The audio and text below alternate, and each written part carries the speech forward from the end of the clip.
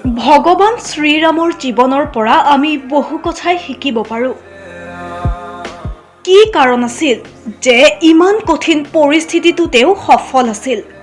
জানি লওক ভগৱান শ্ৰীৰামৰ এই গুণসমূহ। আৰু প্ৰভু শ্ৰীৰামৰ এই গুণসমূহ মানি চলিলে আপুনিও নিজৰ জীৱনত সফলতা লাভ কৰিব। সকলোৰে লগত হাঁহি মুখত লৈ লগ কৰা। আনৰ বিচাৰ আৰু ভাৱনাৰ প্ৰতি সদায় সঁচা সহানুভূতি ৰাখিব লাগে। নিজৰ ভুলক শীঘ্ৰেই স্বীকাৰ কৰি ল'ব লাগে।